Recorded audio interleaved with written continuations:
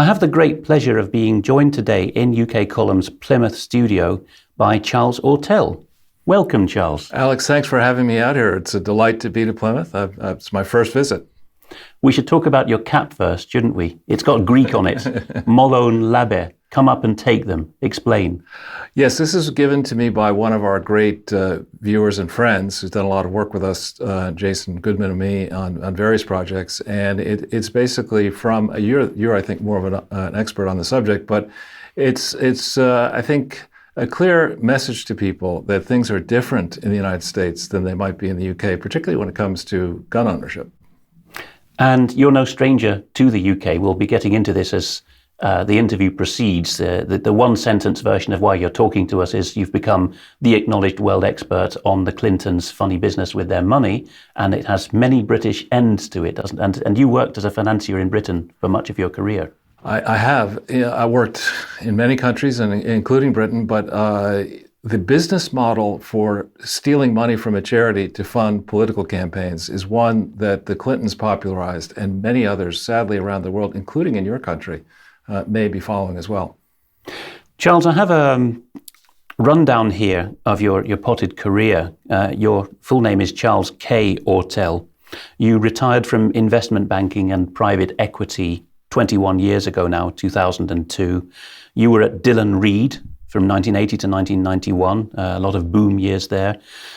You ran a merger boutique, so that I think is tailor-made commercial takeovers, isn't it? Corporate Right. takeovers. That was funded by a Japanese outfit, Mizuho. That was 1991 to 1994. You were then with the Chart Group from 94 to 2002. You took a 5-year career break to raise 2 children. You came back to work in Manhattan in February 2007. And this was your big break in publicity, wasn't it? Alleged fraud at General Electric, which many of the viewers will know is a giant of US and world enterprise. And that was a strange experience. I mean, most people do not have the fun, frankly, of spending time, most men, spending time when they're in primary school and boarding school, going to their games, going to their shows, going to their rehearsals, and watching their minds blossom at that crucial age. So I was focused on that from 2002 to 7, turned my attention back to, should I go back to Wall Street? Figured I better brush up on the big companies, how are they valued? And I expected, when I looked at GE, to see magnificence. I mean, I dealt with GE on projects, and they always would lecture me. Chart Group was a relatively small company, and they'd lecture me about, this is the GE way, you guys don't know what we're doing. A bit like Rainer Fulmich exposing Volkswagen as well. Probably, yes, exactly. But you found a different story. I found the whole big pitch on GE was always that the GE Capital was a magic money machine, and don't worry, the parent company is guaranteeing GE Capital, and the parent company has a AAA rating. And most of the investment banks and large banks, by the time GE got into trouble, did not have a AAA rating. So they didn't actually do their work. And the USA doesn't have a AAA rating either. And we'll see how long it remains in the A category at this rate. Definitely should be a B for Biden. I don't have a slide for it, but the article that you've told me about that covers this is easily found if people use a search engine and just look for Charles Ortel, General Electric. It's a piece written in mid-May 2009 by Tim Raymond, high up at the Times and the Sunday Times, and the title is "The Man with $1 Trillion Price on His Head."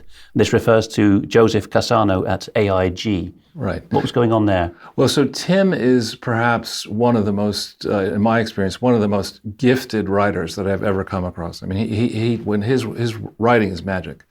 And he and I spent quite a bit of time. He wrote about GE specifically.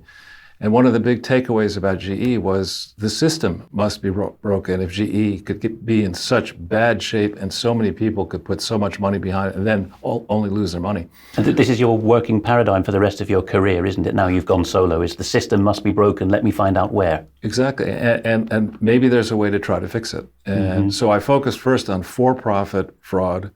And then that got me... This is fraud by companies that are registered to make money, right? Exactly. Subject to a much lower regulatory regime in Britain, America, or any other allegedly civilized country than a charity would be. Well, for-profit companies, I think people around for-profit companies, the investors, in theory, all want to make sure that their investment is sound. So there are many, many people kind of jealously looking at, are they making a profit? Are they not making a profit? Should I buy more? Should I? It's actually the reverse that I find that in the not-for-profit world, that's where the scoundrels are, because there's a ton of money. In the U.S., I think the not-for-profit sector approaches 20% of our GDP. That is massive. Right. How many countries have a GDP even 1/5 of the size of America's? Not many. Not many. So we're talking maybe a Brazil-sized country is just American charities. Maybe bigger than Brazil. And that's talking about their annual operation. Then you have the wealth that's in them. I mean, you're thinking here about Harvard and Yale and many. Which are your schools? We'll get into that actually. Let's bring up a bit of your past actually. Here is you at Yale in 1975, September, isn't it? You're a fresh-faced 19-year-old. You've just got back from a summer in Egypt, hence the bronzed skin, Yeah. and you're shaking the hand of, well, he's in his grave now, but I'll say it, the well-known child abuser Sir Edward Heath, who in Britain and America spoke to conservative students. That's why you're hosting him there. Yeah, I was at Yale, and there's something there modeled on the Oxford Political Union called the Yale Political Union, and I was chairman of the centrist party, which was then the Conservative Party. And while I had been away in Egypt on my summer job, the bureaucracy just arranged for Ted Heath to come and address the union, and also I chaired a little symposium. Then I showed him around. So you had a federally organised party called the Centrist Party 50 years ago? Or was it just on campus? Conservative Party. Oh, okay. Conservative Party, yeah. It was the union had, of course, on the left, it was the Progressive Party, then it was the Liberal Party, the centrist was the Conservative, then the Tory Party, a party that believed that we made a big mistake in '76 and afterwards, and then the party of the right that was to the right of that. That was Buckley's party. Oh, William F. Buckley, yes, Right. National Review, yeah. Right. And so I actually, then I was chairman, and after my term, I ran for president of the Yale Political Union. I just lost, let's just say that. And I didn't like the way I lost, so I actually put together a coalition of the Progressive Party and the parties and conservative and the parties on the right, and we beat the Liberal in the next election. The Progressive candidate was a good friend of mine, personal friend of mine.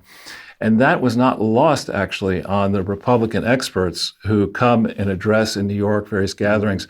And they were talking about this prior to 2016. They were saying, I was at Yale, and it was possible then to put together a coalition of progressives and conservatives. He didn't mention my name, but I went up to the speaker and I said, exactly when were you at Yale? And he said, did you know anything about this?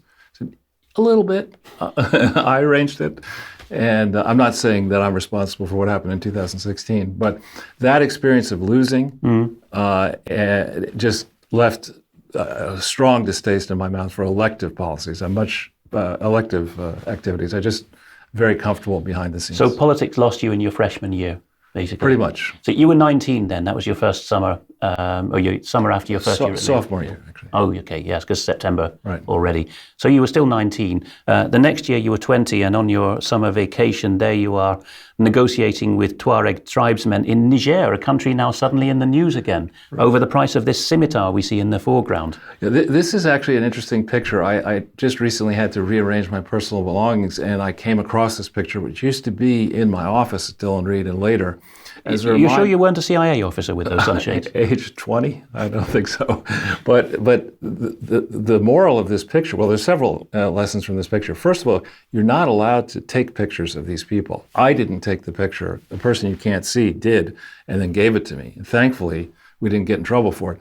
The second is that this guy wanted to, this guy's a warrior, an actual warrior, and he didn't really want to sell his sword, but we started to go, and he wanted like 3 times what I thought it was worth. And so I kept this picture right in my view at my office to remind me, don't overpay when you do a deal. Don't. And so though I wish I owned the sword, I think I have a lot more from the lesson. Would you rather do business with Tuareg tribesmen or the men of Wall Street? That's a very tough. The old people on Wall Street were the people. Dillon Reed was very much my word is my bond kind of place. If the legal papers don't reflect what our deal understanding was, we're going to change the legal papers. Wall Street evolved beyond that after I left to a place where most firms were publicly traded, and the partners didn't really have a lot of skin in the game. When I was a partner, I had a lot of skin in the game, so we were very cautious. And you're actually a double bill in the Ivy League, because after your graduation in '78, your bachelor's from Yale, you went up to Massachusetts for Harvard. I did, and I actually acquired a wife in the process. I had a summer job in London for a bank, and I had no clean clothes when I came. I was flying standby, so the cleanest set of shirt I had was a Yale crew shirt from row. I didn't row, but I had a crew shirt. And so I go in for a registration, and this very nice young lady looks at me beaming and says, "So, a traitor, huh?" And I didn't know Kennedy had said this, but I just, out of 8:30 in the morning, I said, looked at her and I said, "Young lady, I went to Yale to get an education. I've come here to learn my trade." You didn't run into Skull and Bones at Yale? If I did, I'd have to leave the room, but of course, I had my roommate. A roommate of mine was in Skull and Bones. I was in, actually, believe it or not, something called the Elizabethan Club, which is one of the finest collections of Elizabethan era English literature. That was the club, and something called the Fence Club. I had the pleasure of taking you out to dinner last night, and you know a lot about English history, English literature, going back to the Norman Conquest we were discussing in the cab this morning. So you in your 5-year break, I think, when you were bringing up the children, you read exhaustively on your various European roots, which are also Irish, German, Dutch, Brazilian, Portuguese. Yeah. It's funny. When my first semester at Yale, I thought I was going to be a history major, and I took a course. I got 2 C's in my life: colonial history, and my mother was a musician, was horrified about this African music, and of course I took in Kenya. But I'd never seen a C on a report card, so I said, no history, let's do political science and economics. And then for that 5-year period, I read exhaustively, without a professor really to help me. And I'm still finding a lot to learn about English history. And going down the zones of Africa, we started with Arab North Africa, Egypt, then the Sahel, Niger. You mentioned Kenya just now. You were also in Ghana, so you've been around all the zones except maybe Southern Africa. I've been to South Africa, been to Mauritius, but I do want to do more traveling in Africa when it's possible to travel. And you were studying in 2 of these countries, Ghana and Kenya, as well as in Britain. As in Britain, and I was in Cairo. I was living in the American University in Cairo, so I was living with students. But yeah, I had it. My parents were very nice to me and let me travel almost wherever I wanted to go at a young age.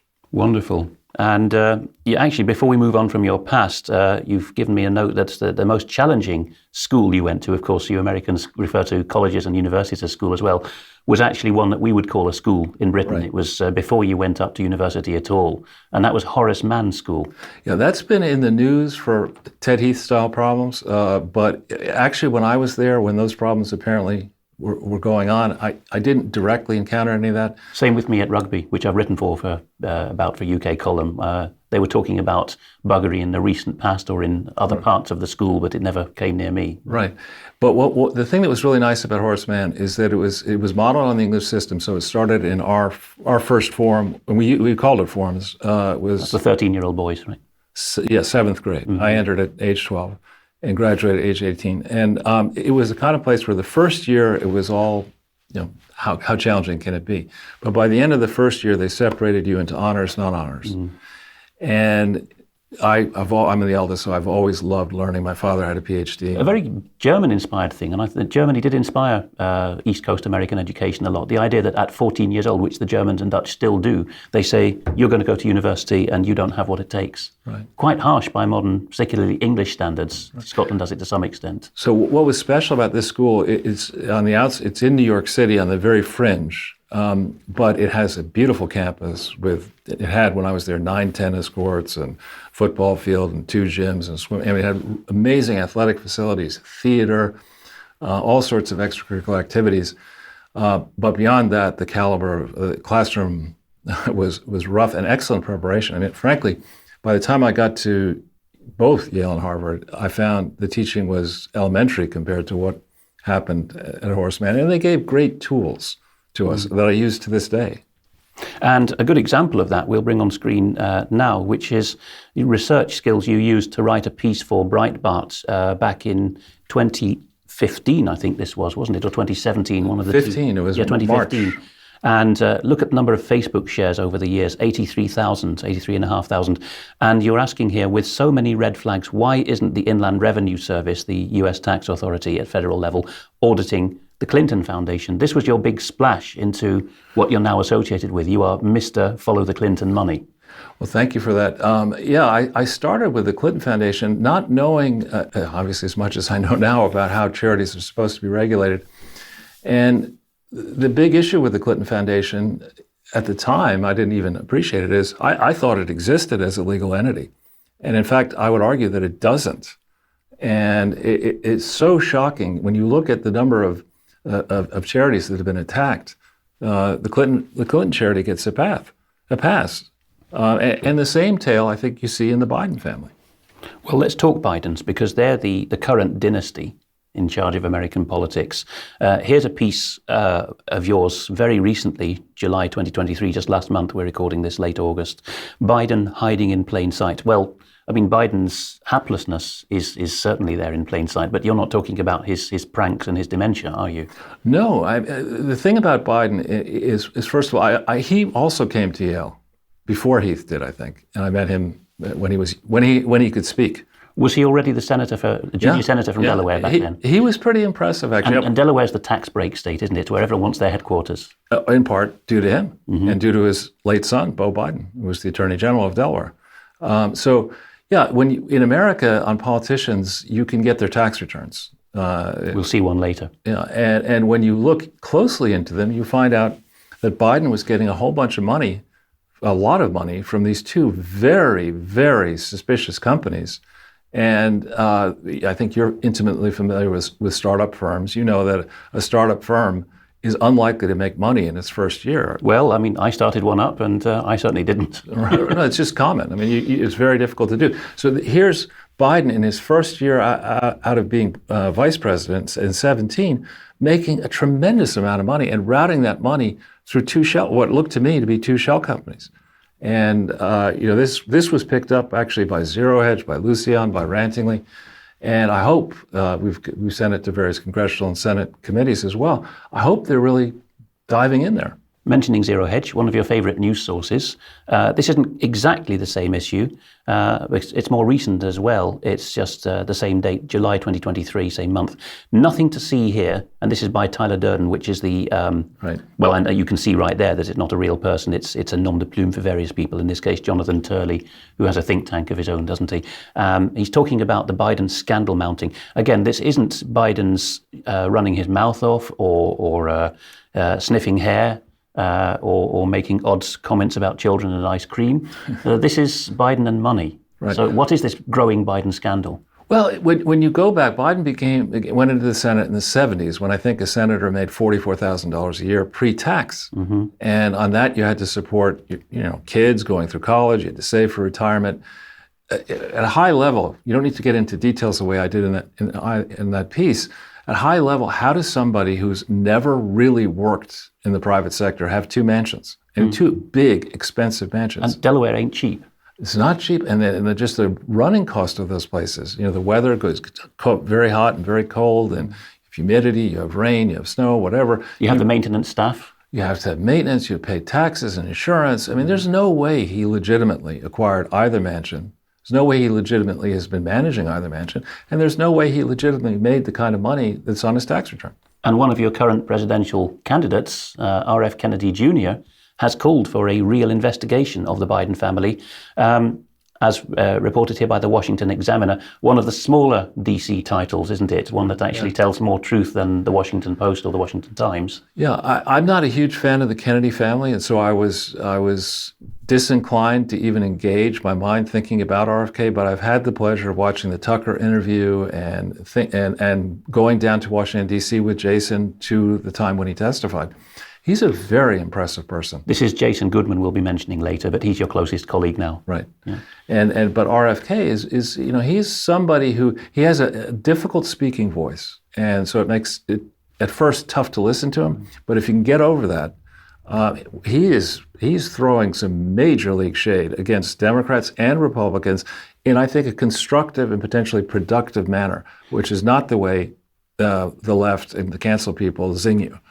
Actually, just as a sidebar to this, as you've got a seasoned view of what will fly in US politics, should RFK get the Democratic ticket and should he be elected, do you think the people will manage to cope with his speech impediment? Because there's this tradition, as with France, that the president has to project this great macho-ness. And RFK, even before he developed in adult life this impediment, was more of a thoughtful guy than a booming stentorian. Well, without getting deeply negative, I think Biden has broken all traditions of what a president must do, and the American public is, dealing with that now. The world public's dealing with it. The latest auto cue moment at the time we're recording is ask press politely to leave. Yeah, exactly. So RFK is far better than that. I don't think he's going to get the Democratic nomination. I do think there's a possibility that he will run as an independent. And when he does that, I think the independent slice in American politics is actually the biggest slice.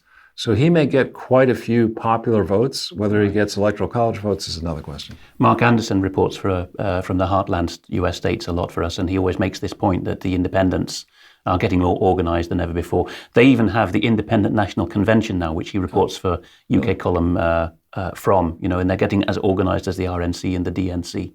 Because they're kept off the ballot by hook or by crook, aren't they, in many cases, by threshold requirements and financial requirements. Right. Well, I mean, it's just fair to say when you look at modern American history from, say, 89 forward, the established parties have come to resemble one another, and they basically have failed the private sector worker. The Uniparty, as they're now called. Uniparty, yeah. Let's go on with the Biden section, because this is not actually a political campaign site. This is part of your congressional structure, isn't it? There's a particular committee here, the Committee on Oversight and Accountability.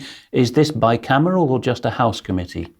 This is a House committee that has Democrats on it. It's led by James Comer, I think, who has made enormous progress in a short time frame, beginning to see some of the trail of woe that is associated with the Biden family. So far, he's uncovered $20 million in questionable payments. And my reaction, as I've mentioned in prior interviews, is that to in effect sell the United States out to foreign interests for $20 million is really stupid, right? If you're going to do that, do it for $2 billion, right? A trillion, yeah, right? Not 20 million. So I say that to say it's highly likely that Comer has not yet found all of the money. And let's just bring this back on screen, because something I found interesting is before he gets into China and Ukraine, the first item, whether that's chronologically first or probably is because it's a timeline, or first in some other sense, is Romania. I've never heard of Biden corruption in Romania.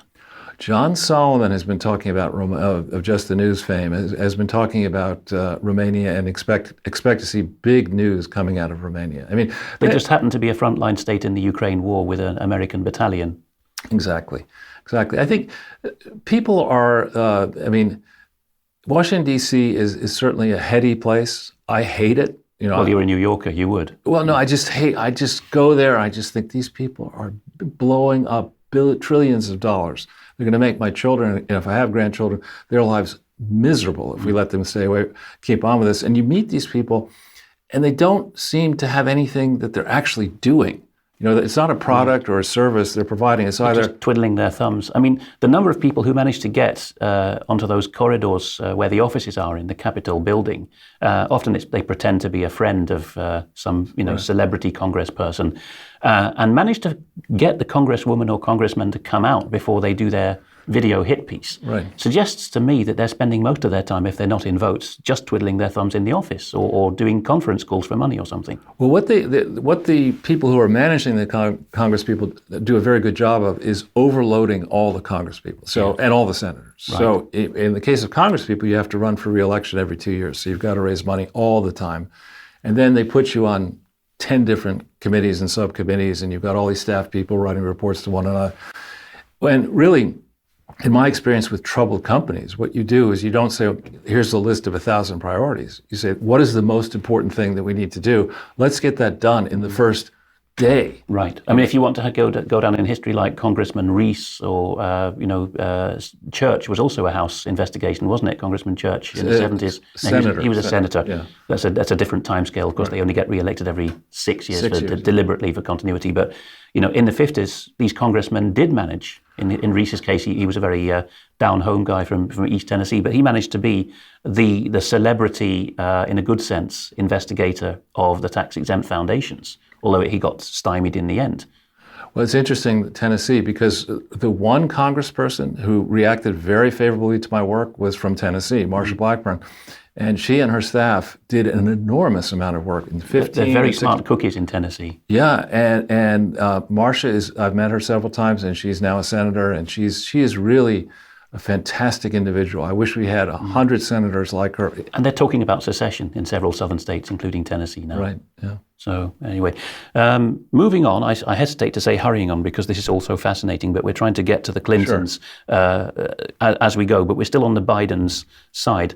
Here's Politico, which has now been bought out, as we had coverage of in a recent UK column article, because they both the Washington and the Brussels titles are flagging financially. They're only read, as the name suggests, by hacks, now staff for politicians. But Betsy Woodruff Swan is reporting here in May 2020 that the Trump administration declassified the full text of an email sent on Inauguration Day by Susan Rice. And it describes a meeting during the transition period, January 2017, in the Oval Office about meeting Michael Flynn and the Russian interference alleged in the 2016 election. Great big deep rabbit hole. Some of our audience will know the ins and outs and others will not care to. But why is this relevant to the Biden financial trail? Because Biden was in that room. Biden was in that meeting. He was outgoing vice president, right, under Obama.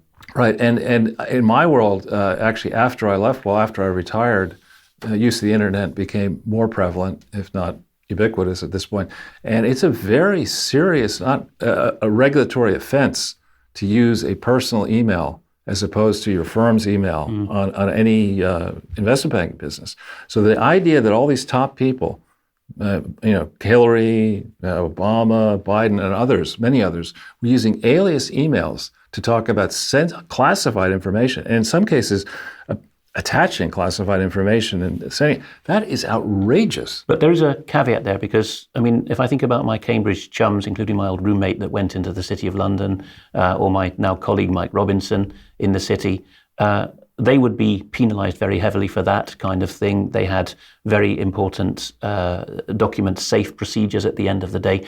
And if I compare it with what I knew at GCHQ, I'm not saying GCHQ as British intelligence agency was lax, but I would say from what I heard that the document safety protocols and the penalties for breaking classifications seemed almost more stringent and more universally followed in the world of money making than in the world of spookery.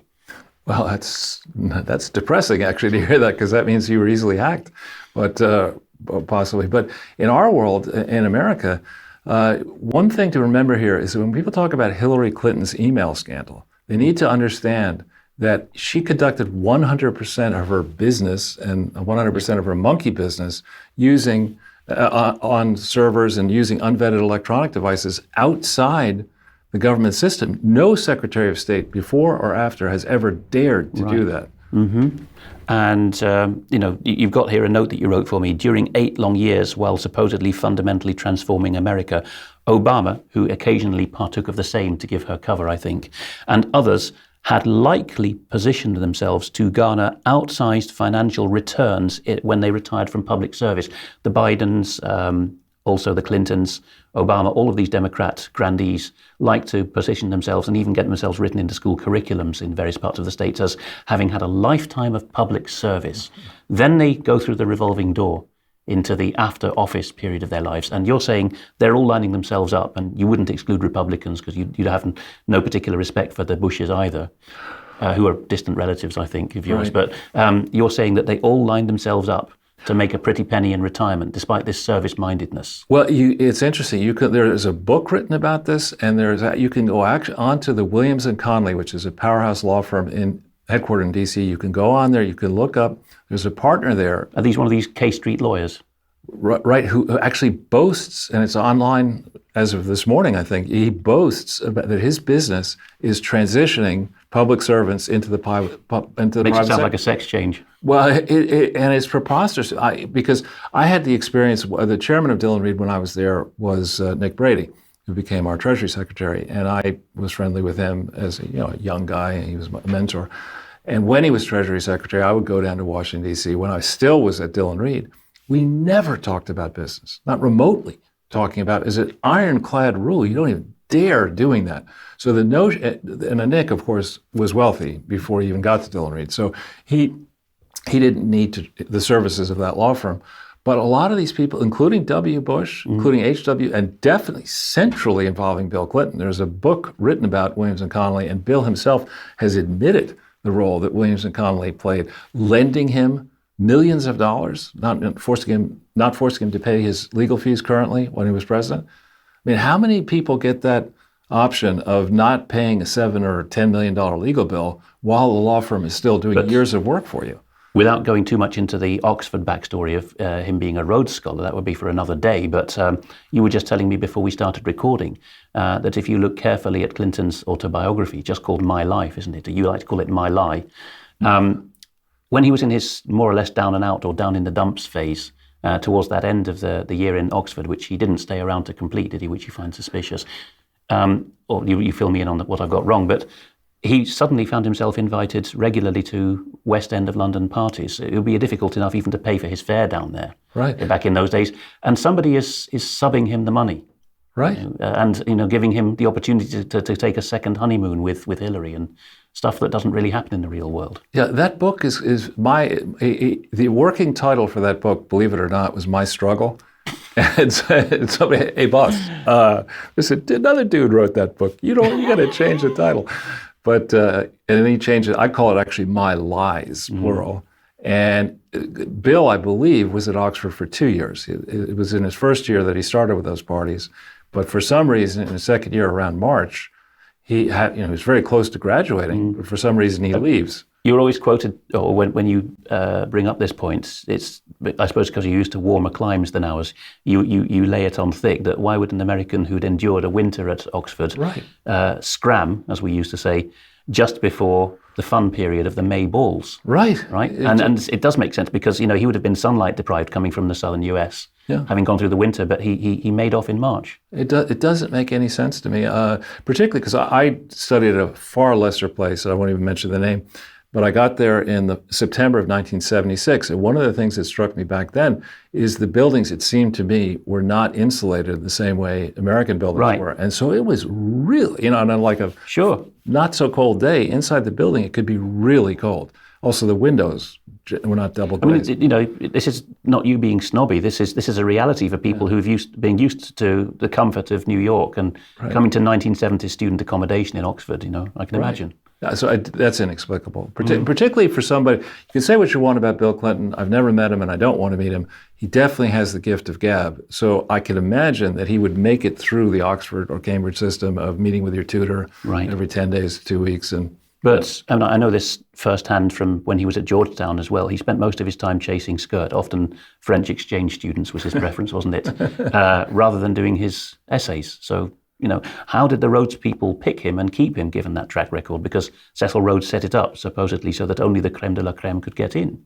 Well, I laughingly refer to these people as rogues scholars, not Rhodes scholars. And there are a lot of examples today of people who just are inexplicably members of that alumni group. And they end up with the World Economic Forum these days often, don't they? Or Secretary of Transportation, or Susan Rice was a Rhodes Scholar. Right. Well, that takes us on to the next slide, which is of the same period. CNN Politics, you wouldn't expect it, and it is also as recently as January 2023. They are reporting that Biden had whirlwind final days back in January 2017 as Veep under Obama, because his aides were scrambling to close his White House office. Your note on this is, one wonders exactly why, with so much at risk and so many domestic and foreign challenges and uncertainties swirling, and of course Vice President is effectively the chief diplomat for your nation, isn't as well? He's often representing the President abroad on the delicate missions. One wonders why Biden would decide to take a brief trip over to Ukraine and Switzerland to attend Davos, returning to DC right before Trump's inauguration. What's going on? Sounds to me like he was buttoning up loose ends, maybe checking on a Swiss bank account as well. But it makes no sense. I'm a huge fan, in unraveling GE, unraveling the Clinton Foundation, a huge fan of creating timelines. and going back, because what happens is people, windbags in politics, tend to write books. Right. And aides do as well. Blair has written a thick book as well, and I understand those who've persisted with its turgid prose find many surprises in it. Right. And so you put together a timeline with these sources of what different people have said, and then you look at public evidence, and oftentimes you can look and see that history as it happened is very different than history as it's written. And I think that's what we're seeing here in the case of these politicians who abuse nonprofits. So their memoirs are not actually that contrived like the also-rans would have a ghost-written memoir. At this level, they feel so unassailable that they actually tell the truth often, do they? Well, I don't know. I mean, what I would say, there certainly seem to be kernels of truth. For example, in Bill's lengthy book, I have a book agent, a good one, and I have friends who publish books, and they tell me... Jerome Corsi being a good example, very often published, isn't he? Yes, he's done many books. But when you go through the real mill, when you deal with these top editors, as I've yet to do, but I know some other ones, they don't look at you and say, yeah, why don't we do a 1,000-page book? I mean, there's no market for a 1,000-page book. I'm involved in the other end, translation, and so I know that even if you manage to get a book out in English of 200 pages, the translators will, say, can we cut it down to save time and money? Right. So the fact that he got a 1,000-page book across the line in 2024, I think it was May of 2004, and the fact that it wasn't really edited, and the fact that he got a monstrous advance, more than $10 million. Oh, but this is allegedly, this is a way of paying favors, isn't it? As with the speaking tours. Of course, yeah, exactly. Because these often go straight to pulp, these memoirs, don't they? Absolutely. And instead what they do is they get, the Democratic Party will buy a whole bunch of books, or Republicans do the same thing, sadly. Oh, to hand out to loyal party aficionados. Right. And here you have, although they represent very different wings of the Democrat Party, I mean, historically, you've got the North versus South split, you've got the racial divide and whatnot. Nevertheless, Obama and Biden have this, what NBC News calls a surprising partnership, which is on display at a convention in the 2016 election. Interesting that the word unusual is truncated in the byline there. It looks like that Biden and Obama are in the final stages of an UNU. Maybe that's some Hawaiian fraternity. I don't know, or some ritual. But anyway, what you're pointing out here is, this is the last generation, or the most recent case of one big boss in the Democrat blob handing over to the next guy, is it? Well, what I would, when people think about the current, as you say in England, I think controversy, we say controversy, but incorrectly. But when we think about it, a lot comes together for me if you imagine that what's going on here is a plot to protect Obama and his reputation. Barack Obama and Joe Biden must have known about Joe Biden's escapades in many countries, not just in Ukraine when he was vice president. Are you talking money, or are you talking more fleshly matters? All sorts, indiscretions, all sorts of, he had to know. Somebody had to know. And if they don't know, then we go back to what you told me about GCHQ. What are our 18 intelligence services doing if nobody knew about these problems? Mm-hmm. Let's go to the paper trail. This is what you're well known for in your own regular shows hosted by Jason Goodman. Here we just have, and all of these links will be in the show notes, obviously, as you expect from UK Column. So that'll be under the upload on ukcolumn.org. Here we have a particularly interesting one, not least given the signatories, John F. Kerry and Senator Richard Lugar, well known because he was involved in the efforts to encircle Russia in many ways, and there's a center named after him in the former Soviet Republic of Georgia now, which does bio-research that we're not allowed to talk about, allegedly. But here, with a blacked-out recipient's name, we have a December 2008 letter from these one Democrat, one Republican senator, to an unnamed colleague, at least a redacted colleague, talking about a memorandum of understanding entered into by, the name's important here, the William J. Clinton Foundation and the Office of the President-elect, an office that didn't actually exist until the recent Democrat administrations brought it about, did it? Well, this is something, if you're a deal guy and you look at this, right away you say, this is complete fraud. A memorandum of understanding in American law means absolutely nothing by design. In British law as well. I mean, I should more technically say English law and Scots law. The two are separate. But I only came up across the phrase in public service, and people's eyes would roll because it was basically a Blair era neologism, Right. and probably was in the Bush era.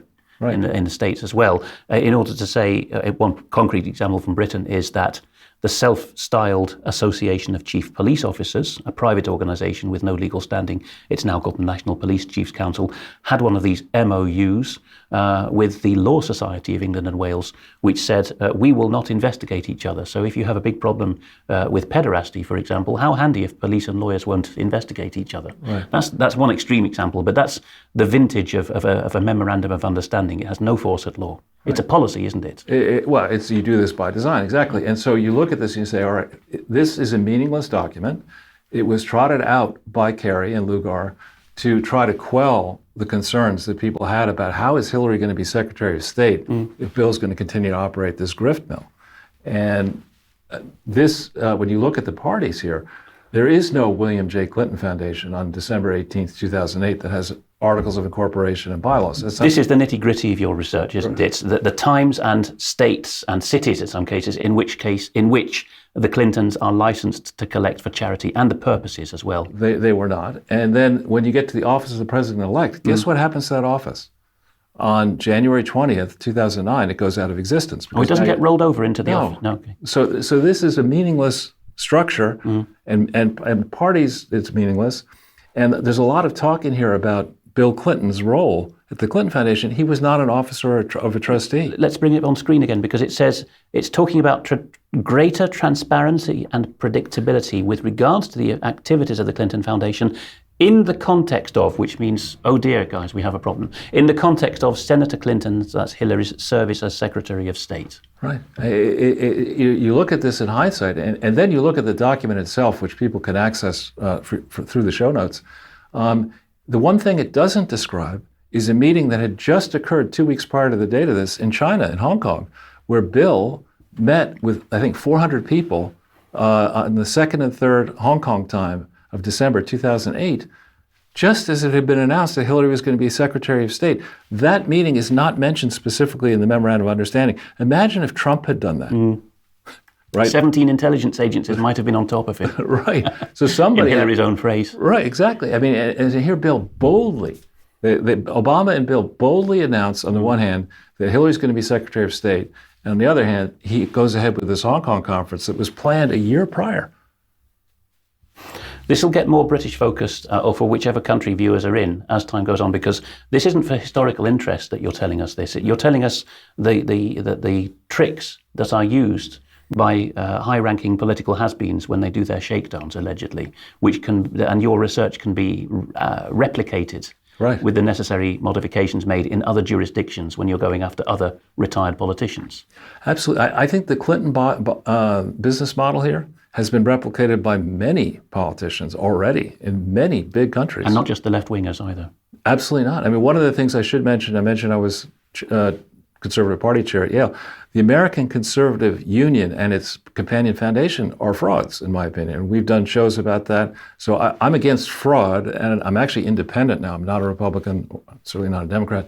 But it's just disgusting, frankly, what people in both parties are doing, abusing charities. Right. And tax matters are famously something that the Americans can crack down on very hard and send guys with guns, or drag your name through the mud, or have your children confiscated if you're the wrong kind of activist, if you're a Tea Party or have it in your name. We've seen all that with the lady who sounded like the Superman character, who I forget her name now, but who... Marjorie Taylor Greene? Or no, something like Laurie, but the lady who pled the fifth dozens of times in one testimony to Congress.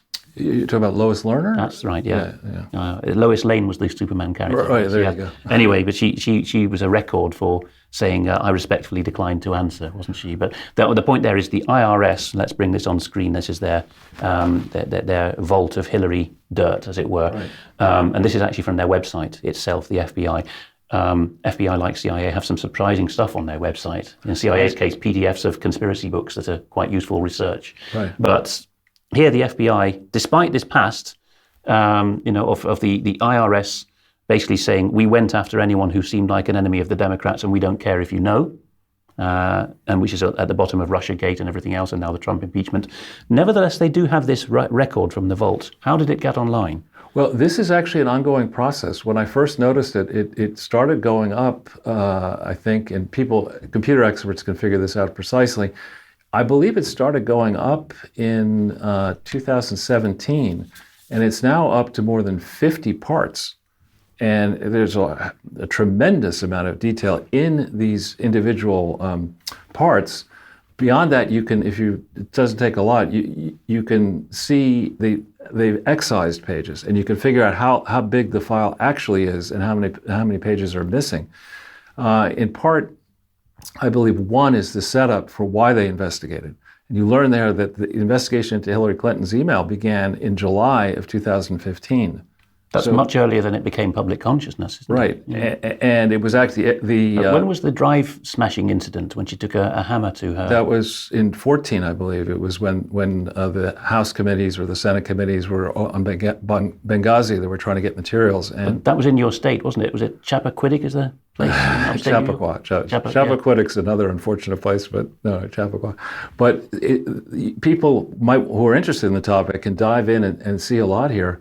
I believe, actually, that this investigation was a limited hangout. It was not to get to the truth. It was instead to make sure that they retrieved as much of the damaging email traffic and what back and forth. Well, posing as if to say, look, we've got a whole clutch of documents. Look at the volume here. You couldn't possibly ask for any more. Right. And the Inspector General who referred this to the FBI is a guy called Charles, he goes by Chuck, I think, McCullough.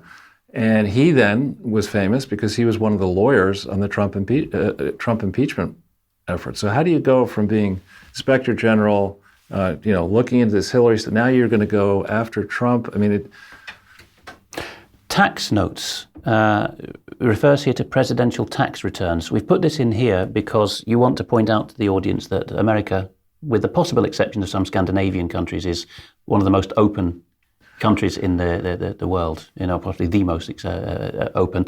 You can find out what your president paid in tax as a private citizen. Well, and here our foreign or non-American viewers need to understand that our system is very complicated, and what the Clintons, for example, do is they disclose their federal tax returns, but not their state tax returns. That's an issue if you were an athlete or a speech giver and you're giving speeches in California, you're supposed to pay California state income tax on that speech. So your people have to keep track of 50 jurisdictions and the U.S. territories as well in order to pay all the taxes locally for any shindig that they appear at. And that's income taxes. Then you have property taxes and other taxes. And so, as you would expect, the Clintons present... And they have offices in various states as well, or counties that have local laws. Oh, very strict. New York, actually Washington, D.C. on paper has very high taxes. Los Angeles, I think, has a city tax. New York City has one. So you have lots of things to keep track of, but you can get a start by going to this great site, frankly, and anybody you're interested in looking at, you can see. What I was interested in is to watch the trend in the Clinton income. They're making nothing, basically, right. And then all of a sudden, in the Biden income, and then all of a sudden in 2017, Joe Biden's income explodes.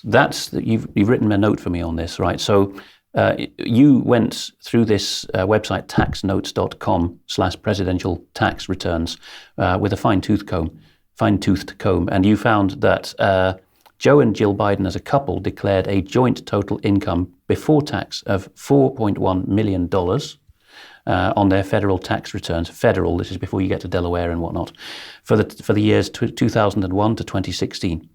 Oh, that's over 15 years. This works to an average of just over $250,000 a year, 257,648, during the 16-year period when Biden had finished his career as a senator and later became vice president. So he stepped down from the Senate in 2001 already, did he? No, 17. 17, I thought so. You're talking about, okay, this, yeah, got it. Now, leaving aside, you say here, fair questions as to how he managed to sustain his living costs with these two mansions, as previously mentioned.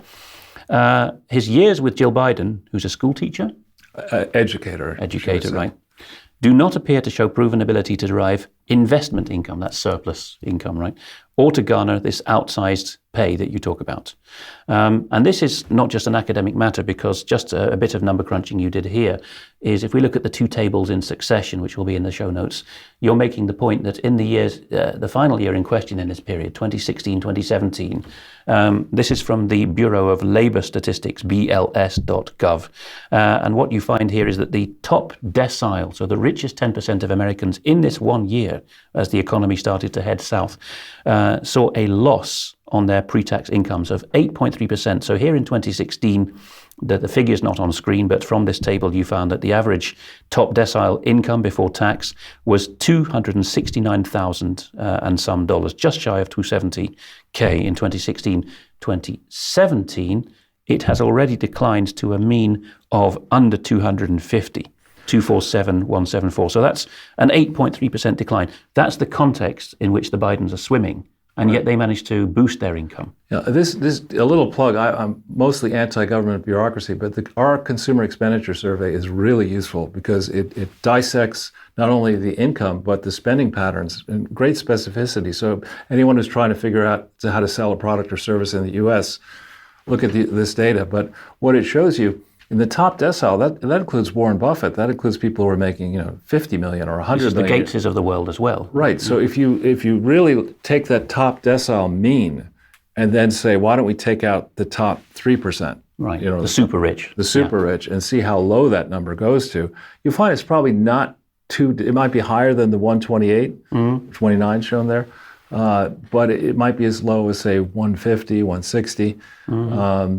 And that's for I think the slides I say that there are 2.1 earners in the typical household, and the highest 10%. So you've got to divide that number by 2.1. And when you start thinking about handing out a $3 million gig per year, part-time, 1 million, 10 million, that is enormous. 2.1 earners in the top decile as well. Does that imply that, I know they have fewer children than poorer people, maybe that's reversing now in the US. Because it's a privilege to have children financially now. But it means that the top decile will usually have young adult children working at least part-time, living with them? Some, yeah. Something like that. Something like that. Now, the context is set here because of the stark contrast. In this 1 year, 2016 to 2017, the Biden couple saw their income before tax climb from $338,000 to $9.5 million. Yeah. 28 times increase in Biden pre-tax income in 1 year. And this, and you say that more than twice within just 1 year, total Biden pre-tax income for a 16-year period from 2001 through 2016 of $4.1 million. It's, to a numbers guy, it's indefensible. You would have to get that kind of a jump in your income, your cash paid, not the value of your holdings, your stocks or your private, but cash in your pocket. What could he have done that would justify getting this amount of money? It's not because he's visit foreign countries? Probably foreign countries. Good cover being vice president. Yeah. And how did this new company in 2017 get set up? One was set up, I think, in January, one in March.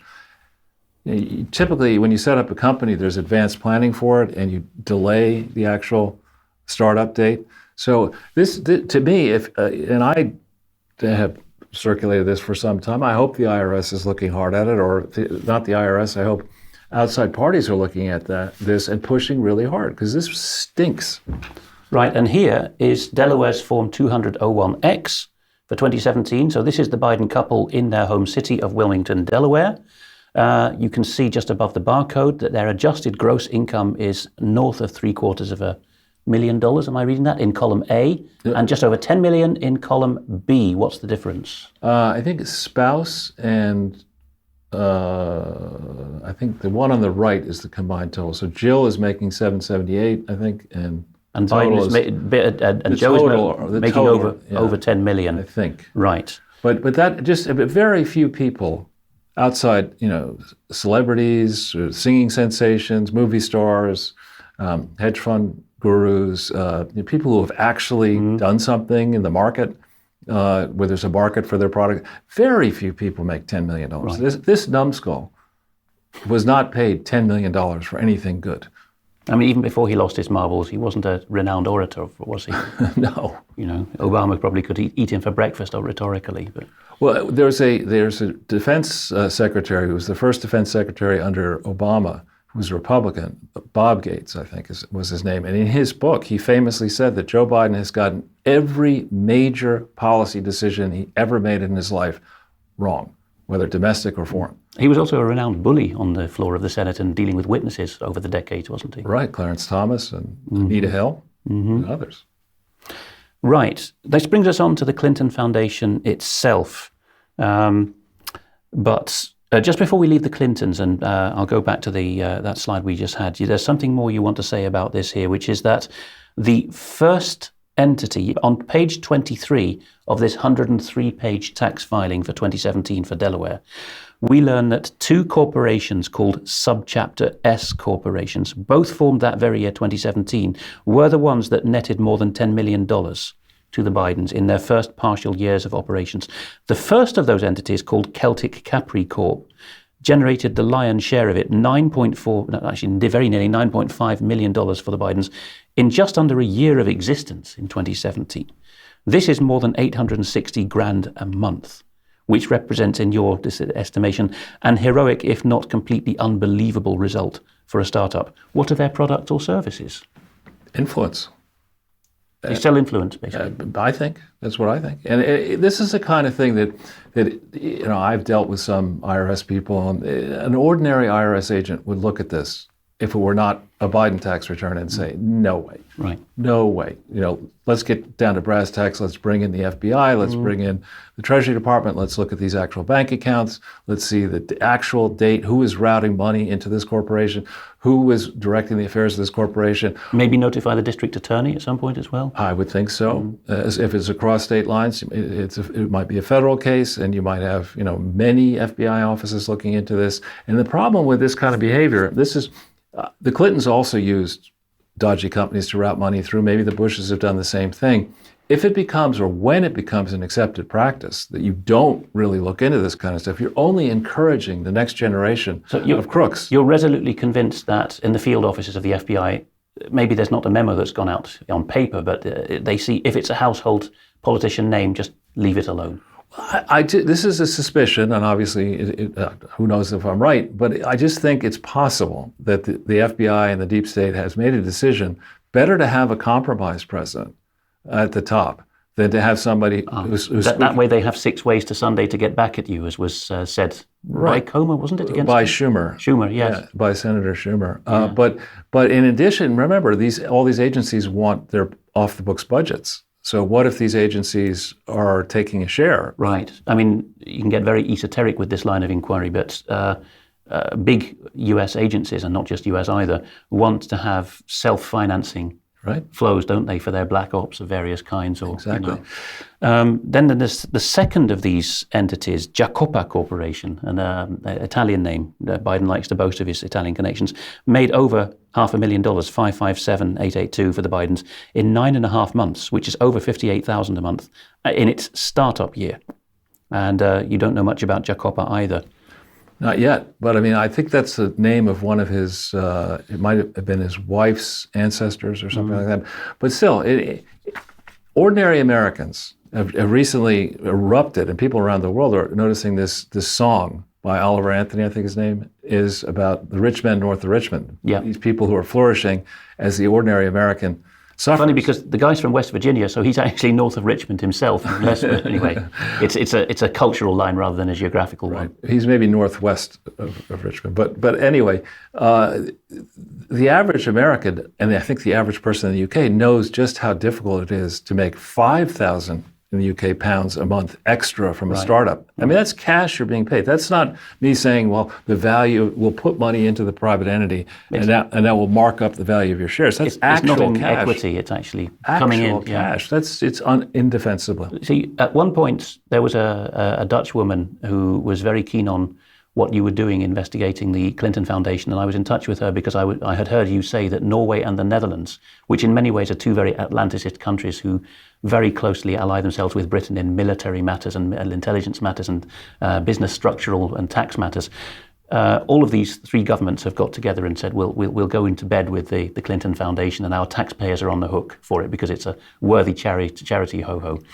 And one of the things that you asked me to look at, which I passed to this lady at the time, was the Dutch postcode lottery, which Vanessa Beeley's very keen to look into as well because of the other swirls that it gets involved in Middle East and so on. She made a phone call on our behalf to the Dutch regulators saying something about the Clinton Foundation and naming some of the Dutch high-up politicians as well who'd been in on this.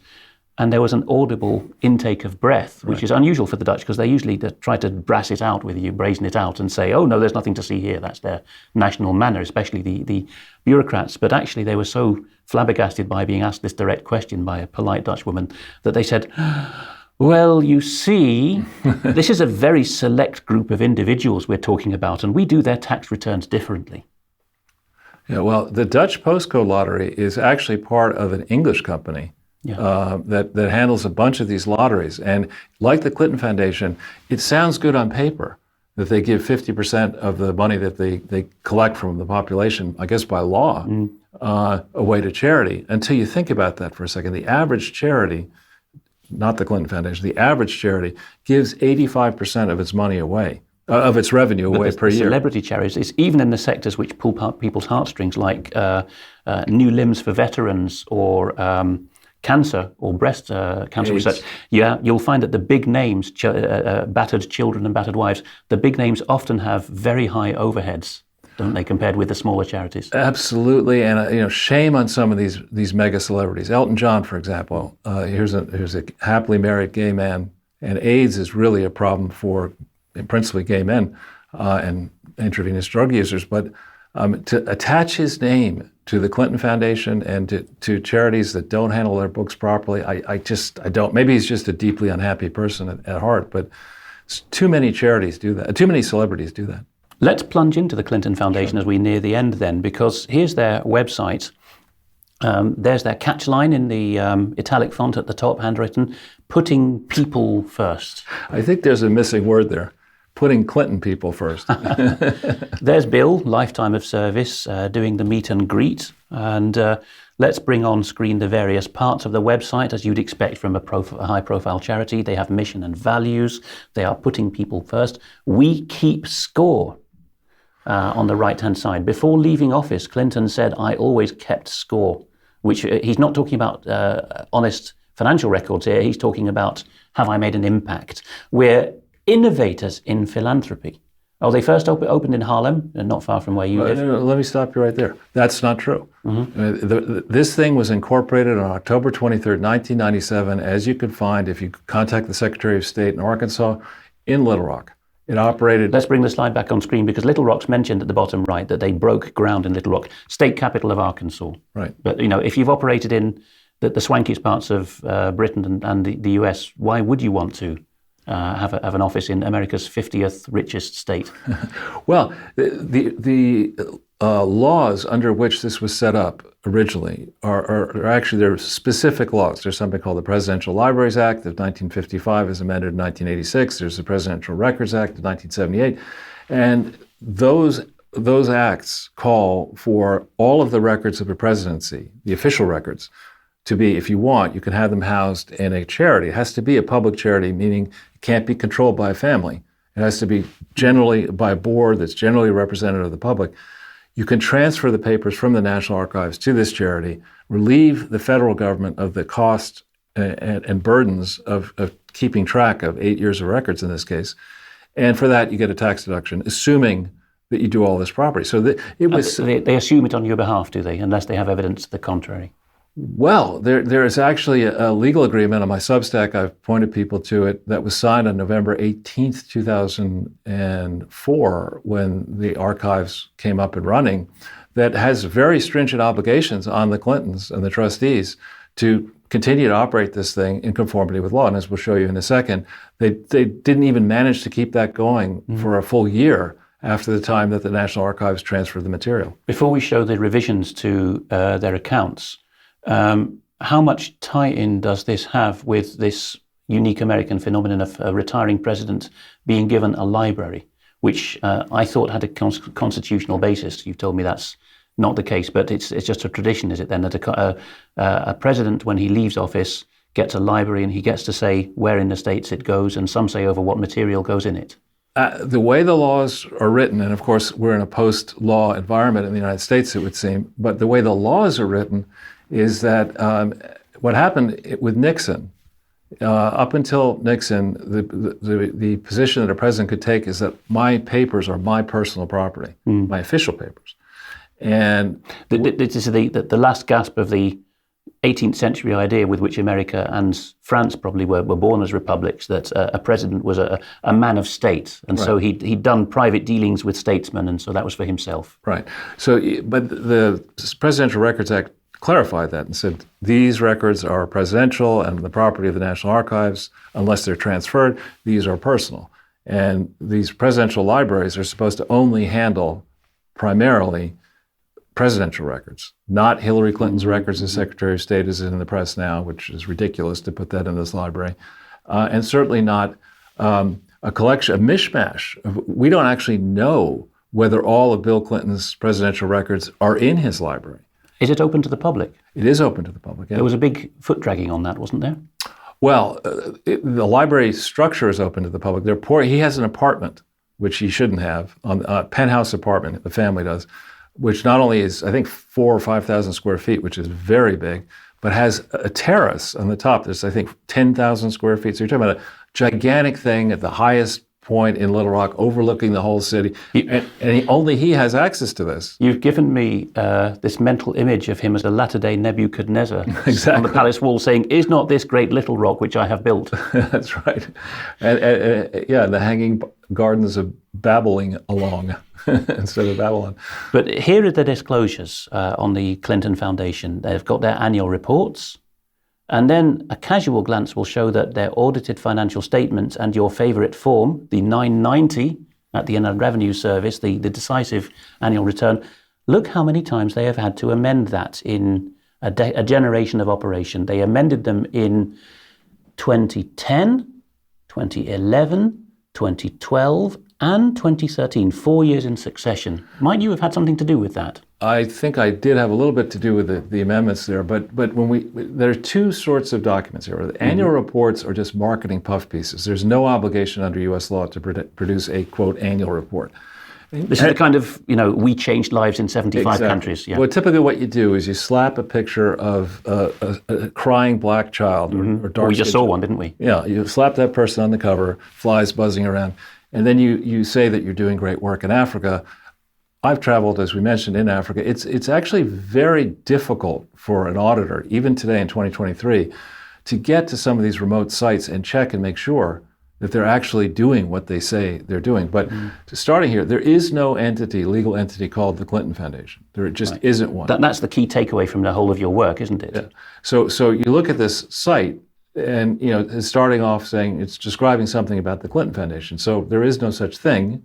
Who's this President Donna E. Shalala, by the way, the president of the Clinton Foundation? She's a Clinton. She was she was president back in 2015. So what happened in early 2015, March 16th, I did that thing. I didn't know that Peter Schweitzer was hard at work on his Clinton cash book, which came out I think, to the Times in late April and to the public in May of 2015. He's another prolific author people should look up. He's fantastic, and also a fantastic human being. So there was amazing interest in that so much, and I've got different journalists to write pieces saying the Clinton Foundation needs to amend its tax filings. It was no, we're not going to do that. We're not going. Then they did it, but they didn't do it properly. So they're going to have to do it again if they try to remain in existence. But we have to watch our language in UK, Colin. But a nice bit of British slang for that, you'll probably recognise, you've been around here enough, is they made a half-assed attempt. Yeah, which you spell with an R, I think. Yes. I didn't use the word. Yeah. Occasionally we let ourselves get away with some mild observations of that kind. Now we're going to have 3 pages from this report come up. BKD no longer exists. They're the legal firm which drew it up. Accounting firm. Big important difference in Washington and New York. But here is the William J. Clinton Foundation, Inc. Oh, hang on, it's a foundation and it's incorporated. There is no such company. Okay. And you look at this, and people would look at this if you're not from the United States and if you're not familiar with accounting, you might say, well, this is an audit. Well, I mean, with my former spook and current translator roles caps on, that's the first thing I would go to. Is there's a contradictio in terminis here. You can't be a foundation and incorporated, can you? You can be. Okay. You can be. But there is. Here's the issue why names are so important. Under our system, if you allow a foundation to have multiple names that really aren't legal, you can trick the UK government to sending money to an account in New York. I'm not saying they did this, but maybe they did. In New York, to a name that sounds like the name of the foundation but isn't. What mid-ranking Treasury person who signs off on the tranches is going to second guess whether the Clinton Foundation manifestation on the screen or on paper is the correct one? Right. And by the power of Google, we were able to get and then subsequently get in contact with the Irish government that complied with the Freedom of Information Act equivalent under Irish law and furnished all these emails in 2003 back and forth to Ireland. With Norway, you've had some success as well, haven't you? They're quite transparent. And with Norway, we hope that someday Canada and Australia and Netherlands and other places in Sweden will comply. But normally, in my business career, one of the first things they had me do when I was 24 years old and I showed up for work on June 9th, 1980, was check a public document to make sure that it was right. Check the name. Is CIT Financial Corporation, is that the name of the company? So if you come across that's not the real name of the company, the next line does not describe a legally compliant audit, right? This is a report, not an audit, and it needs to be of the consolidated financial statements, which means all of the Clinton Foundation, not just its financial statements. So by the very title of this, like the MOU, my father is always advising people who are suspicious of what's happening to their local congregation, especially if they're in the Church of England or Church of Scotland now, always says that if you have any influence like being on the parish council, you must demand a consolidated set of accounts, and particularly it must tie over from the year closing balance to the next year's opening balance. Exactly. Which very rarely happens with charities, certainly churches. Absolutely. With the good charities I know about, it's axiomatic that it happens. But it's funny, without having seen the detail, that's exactly the case in this document here. We've deliberately not prepared me on this. Right. Well, so in this case, we have three sets of financial statements in America. We have three main ones.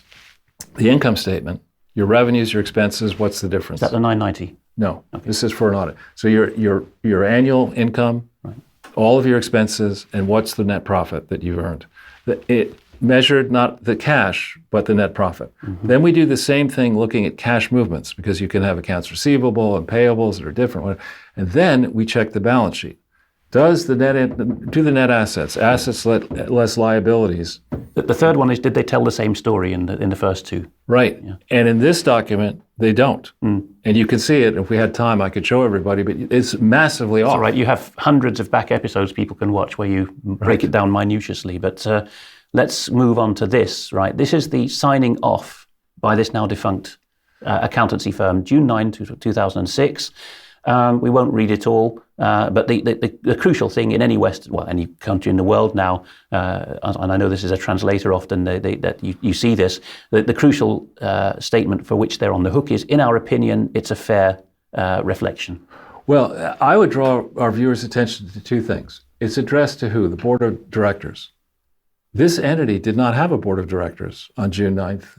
2006. It had what was called a board of trustees. That's the articles of BKD make this up or what? Well, typically what accounting firms do around the world is they go to the management team, and in this case, the board of directors, and they say, you're going to make representations to us in a side letter that we're not going to show the public. Oh, I translate some of this stuff as well. I know how it works. Right. Just with, small fry companies often. Right. So they'll represent that this is the name of the company, and the company is duly organized and lawfully operated in every jurisdiction in which is solicited or received money, and all these different representations. On the basis of that, you'll get a loosely run, poorly run firm like BKD, which had to be merged, I would argue, out of existence, to issue this kind of a letter on June 9th, 2006, when there were no articles of incorporation, there were no bylaws, and there had never been a lawfully compliant audit, which is required under New York law, where the Clinton Foundation began to operate in 1998. This is key for anyone watching outside the US.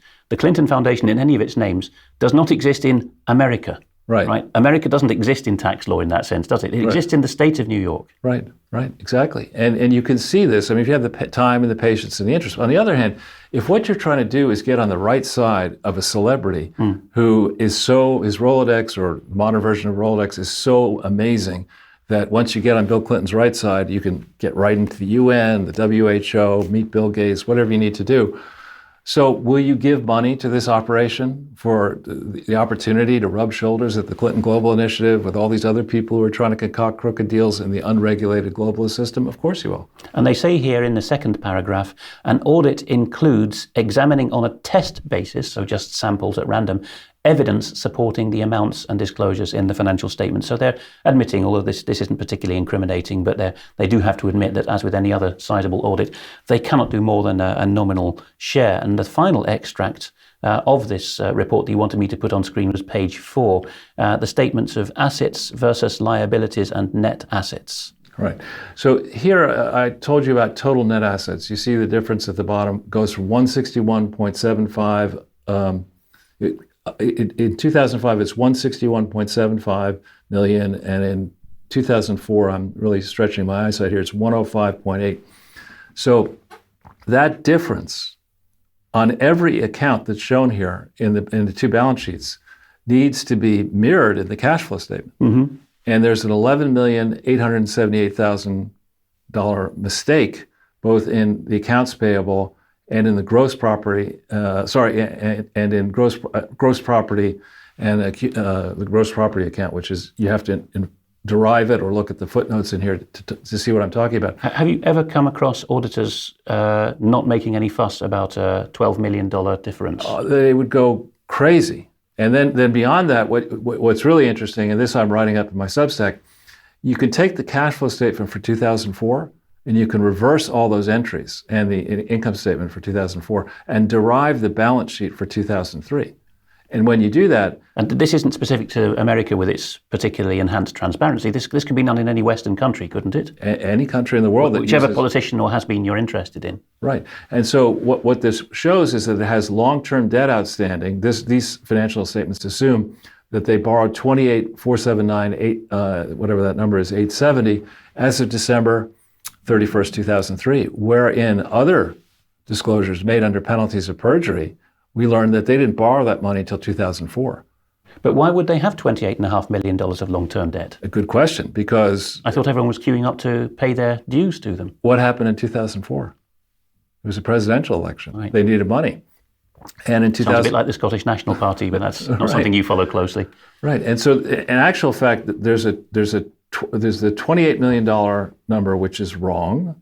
There's an $11 million number that I mentioned, which is wrong. And by my calculation, you add those two numbers, which are liabilities, up, and you need to have an offsetting asset to make the balance sheet work. So there's a $40 million goosing of the December 31, 2003 implied gross property, meaning they were basically inventing numbers and inflating the value of the Little Rock complex. And this is a common thing that's done in China in their economy. It's done across America and the West with infrastructure projects. This is a case study in that. It's provable I don't need to speak to anybody at the foundation. I can just show you. And accountants who are listening to this will know what I'm talking about. Here's 3 US states in quick succession, and what you have to do to find out what charities' money is sloshing around. We'll show the New York State one first, charitiesnys.com.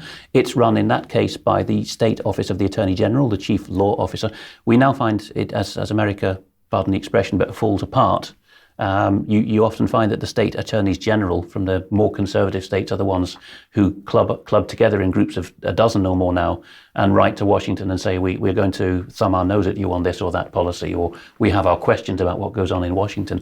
Never mind that, but here the State Office of the Attorney General, so the Chief Law Officer for the state, a very elevated position in New York State, runs a Charities Bureau registry search. The other most important state in terms of population and money is California. The Office of the AG seems to jointly run it with the Department of Justice of the state. They have a registry verification search. You can search the files of the Registry of Charitable Trusts, and you wanted to quote this as a best practice example. because perhaps of all that Scottish prudence and Christian heritage they have. North Carolina, you say, is the doyen, the paragon here of how a state in the US should run its charity disclosures, because with this search tool, you can, if I remember correctly what you were telling me yesterday, you can actually find out all the correspondence to and from the charity as they've been discussing with state officials how their money is operated. Right, and so what's really interesting, just with these three and then the Clinton charity, and there are other sources, you can look and see what they told New York and what they told California and what they told North Carolina, what they're telling the public on their site and what they told the IRS. And you'll discover in key periods like 2005 and 6, their main site excludes very damaging information which was told to the IRS. Very damaging in the sense that the 2005 filing came together just as Hillary was running for re-election, and she needed to win. And the Clintons needed to gain money that we're going to talk about from foreign governments through this thing UNITAID, which is part of the World Health Organization. So they couldn't have a scandal erupt in 2006, before November 2006. And remember, Hillary ran for president the first time, announcing January 20th, 2007.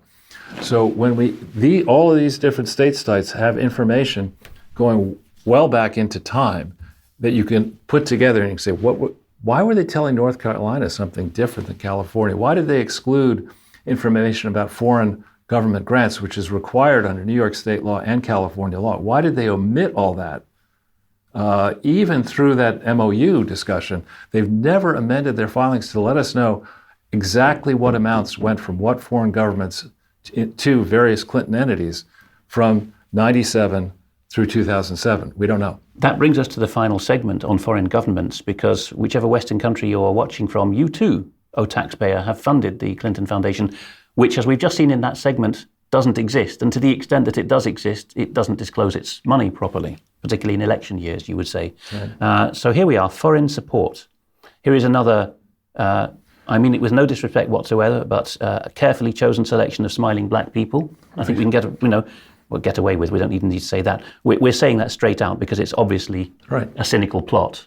Right, a ploy, I should say. But the Global Fund, what a wonderful name. The Global Fund invests $4 billion a year to defeat HIV, TB, and malaria, the big ticket diseases that the politicians and retired politicians of this year like to crusade against. And look, pride of place here, in Burkina Faso, a mobile app replaces pen and paper records. So this is digital health identity coming in. Often it's the poorest African countries that get saddled with this first, isn't it? Malawi as well. Right. I don't know if your viewership would be familiar with the American sitcom called Seinfeld, but Seinfeld is a very funny sitcom. It's been syndicated in Britain a lot as well. Right. Yeah. And so there's an annoying character called George Costanza who's constantly getting fired. And it's around Christmas time, and the boss of this company says, all right, I will give money to anybody who is involved with a charity. And George is, how could I take advantage of this? So he comes up with this charity, and he calls it the Human Fund, not the Global Fund. But he pronounced it because he's really annoying, the Human, with his accent. Oh, exaggerated New York accent. Right, yeah. The Human Fund. And so there's this long thing about the boss. George, you're so creative. I want to give you a check for $25,000. This is back in the 1990s. What does your Human Fund do? And George's like, and he gets caught out, et cetera. Similarly with the Global Fund, there's two wonderful people, Larry Doyle and John Moynihan, who appeared before Congress in 2018, warning about the Clinton Foundation and the Global Fund. They had somebody working with them who had been in the Inspector General's office of the Global Fund, and back then had concluded that 75% of the money sent to the Global Fund was stolen. 75%. Are you kidding me? I'm not kidding. This is the Inspector General concluded this. Money given to that fund had a 1 in 4 chance of being used lawfully. Right, and so you think about it. If you were trying to set up a real charity, I'd love to see a real charity regulation, multinational enterprise be set up in a poor country, maybe in Africa. You would run really hard against this. So the Global Fund was set up in January of 2002. In its first year, 2002, it had no projects, because there weren't organizations capable of going into these remote areas to do what they said they were going to do. And that's why the Board of Trustees worth its salt wouldn't allow incorporation until there were projects, right? Right. Well, who was one of the founding persons of the Global Fund? The eminent Rajat Gupta, who later went to jail, a managing partner of McKinsey, who later goes to jail for insider trading, alleged insider McKinsey trading. supplies a large share of the spooks who get swiped in mid-career in the big three allied countries, US, UK, France. McKinsey runs large swathes of their government, if not by spookery, then by presenting consultancies to the financial parts of government. Absolutely. And the health parts of government as well. So the Global Fund couldn't use the money that it had, but that didn't stop the Clintons and Jacques Chirac. This Unitaid was his baby, but Gordon Brown and Tony Blair were involved. Let's show that then. Unitaid. This is audited financial statements for the year ending 31st of December 2021, and you're mentioning Chirac as well as the British. My note here that you've given me says that Britain, and the question mark is why and how, Britain decided to pump large sums into Unitaid, which is part of the World Health Organization, so a second removed part of the UN, basically. They were doing so by the financial year 2006 to 2007, when a principal named beneficiary in the early years was, quote, Clinton Foundation HIV/AIDS Initiative. Now, what's the problem there? Didn't exist. It was, they couldn't, my thesis is they could not get it approved because Bill and a fellow called Ira Magaziner, who had been a Rhodes Scholar with Bill, they began gallivanting around the world early in 2002, before the Clinton Foundation had any. We're going back half a century again to Bill playing around in Oxford, and so much begins then, doesn't it? And you being of the same vintage, you recall, you've having been in Britain in the same era, you smell a rat more than others as to what's being claimed. But not the same. I'm 10 years younger, but I'm just kidding. But the point here is that this Unitaid thing, in 7 and 8, when what was going on, Hillary Clinton was running for president, has in its books, which people can see for themselves, they detail in these financial statements how much money was sent. They call it 6-7 in one strange period, but it's basically 2007, and how much money was sent in 2008, on what basis. There are actually good minutes in this Unitaid site where internal board meetings are discussed, and there appears to be a problem that somebody had. I don't know what it was exactly, but in 2007 and 8, approximately $200 million went to Clinton Foundation HIV/AIDS Initiative, which didn't exist. And explicitly in March of 2008, where it was headquartered, the Commonwealth of Massachusetts, shut it down. You can go see that. Michael Smith, who's a great guy from Australia, worked with me and wrote this up because the Australian government sent a lot of money as well to this thing at the same time. And when you talk to somebody and you say, well, what are you doing in your spare time? Well, I'm curing AIDS. I'm fighting HIV and AIDS. There's some legitimate questions about whether the Clinton Foundation was actually even doing that right, to the extent some of that money was going to actually provide these generic HIV/AIDS drugs. Were they good? Generics is the key word because the Indian pharmaceutical company Ranbaxy, RAN, isn't it? Ranbaxy, RANBAXY, provided a large amount of what was sent to Africa. And you're not a medical man, but you regard this as substandard and in some cases dangerous, don't you? Extremely dangerous. I mean, in those heady days and I've talked to a large number of these real experts, not Fauci, real medical doctor experts. Some of the original drugs that were given to people who tested positive for HIV, which leads you eventually to AIDS, killed people. I mean, beyond the Ranbaxy ones. I mean, Peter Duisberg is the main guy there, isn't he? The German who was perhaps one of the most celebrated virologists in the world, and whose career was completely killed by standing up to Fauci, wasn't it? Right, and so this is a very dangerous project. And there's a woman who wrote I think you have the link to Fortune magazine article, and subsequently a book called Bottle of Lies. It's very dangerous to be giving drugs out to people. There we go, Dirty Medicine. Yeah, Catherine Eben.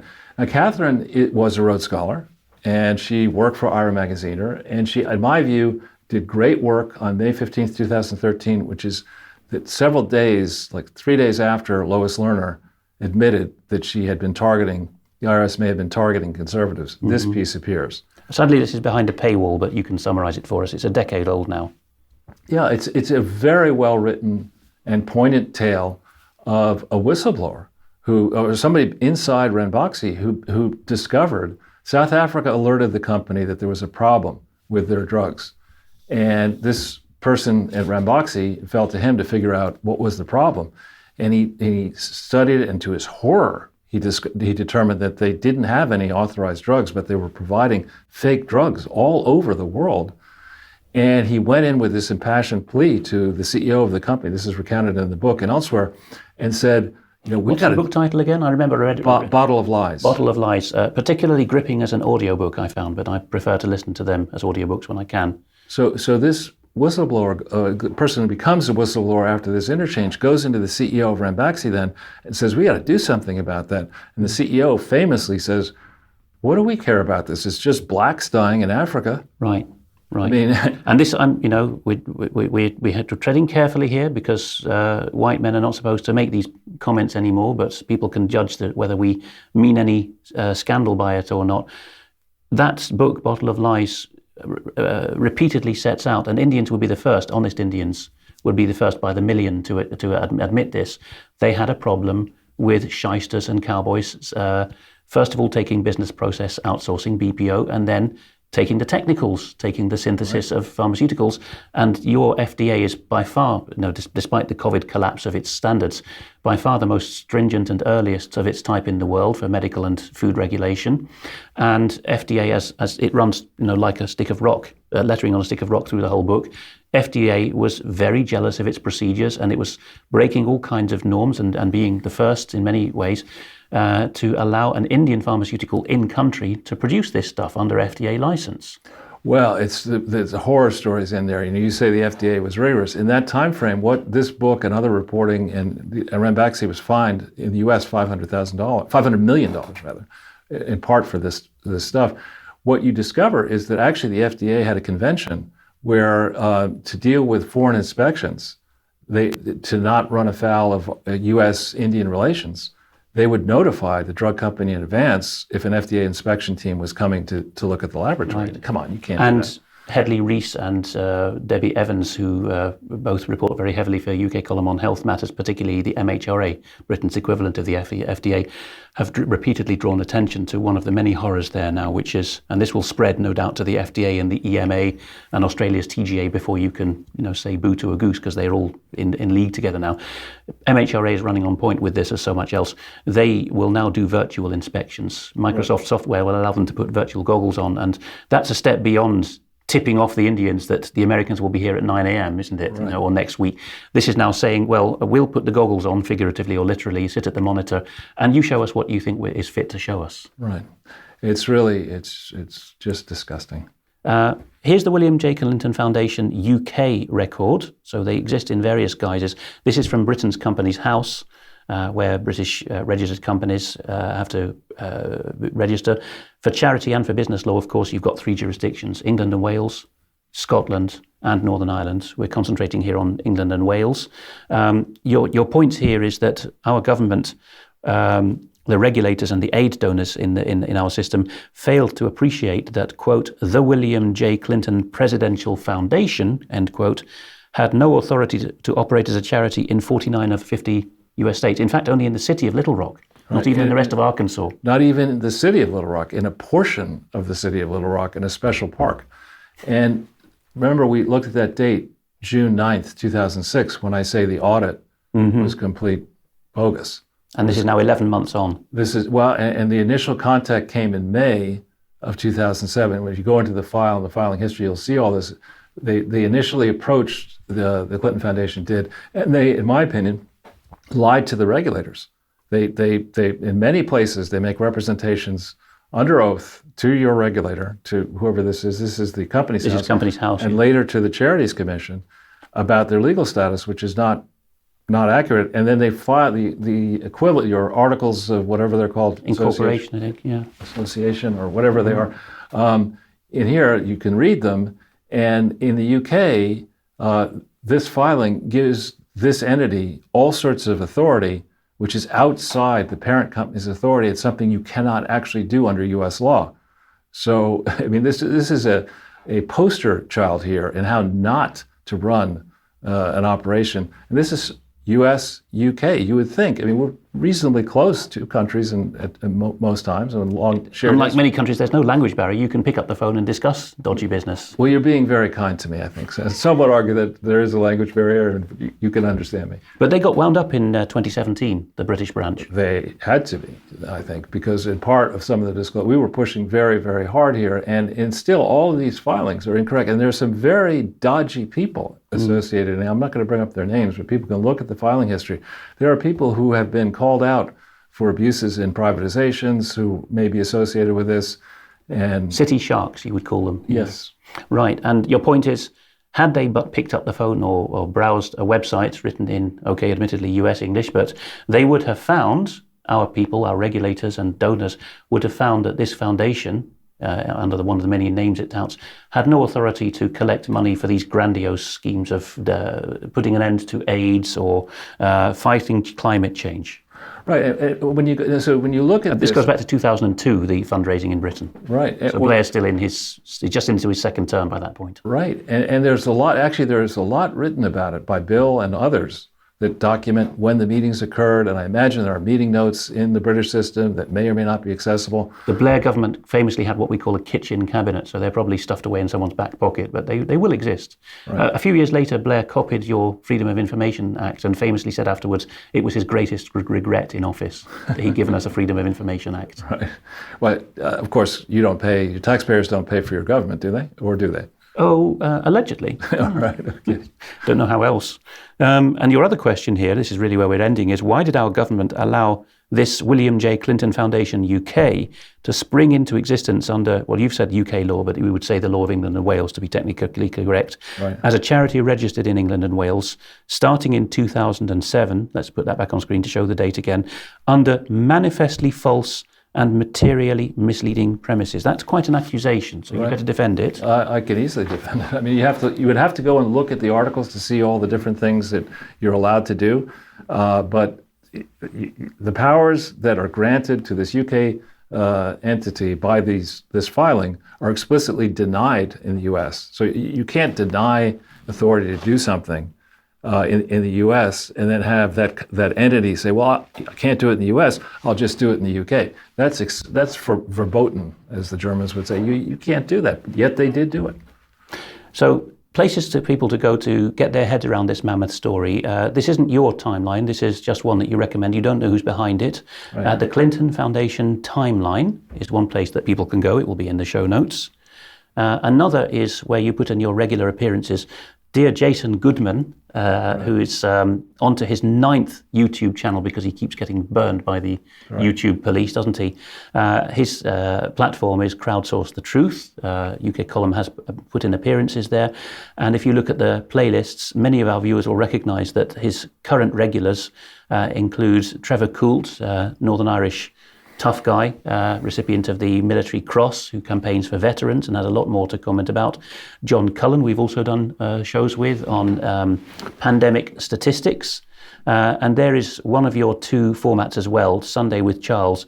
That's 59 videos, but you also have many hundreds of episodes of what was called Charles Ortel is Closing In. Well, no, actually, so this is just on Crowdsource the Truth 9. So we started doing these videos in June of 2017. Right, so we totted up to many hundreds because of the different channel strikes that you got, yeah. Right, and you can also see it now on Rumble, on Odyssey. So there are some non-YouTube repositories where all of your hundreds of episodes are gathered together. Not yet all, but many, hundreds. It's probably 750 as a guess, and the average length is about 2 hours. And if that's too much detail for people or they prefer text, you have a Substack blog, charlesortel.substack.com, and you entitle it False Philanthropy.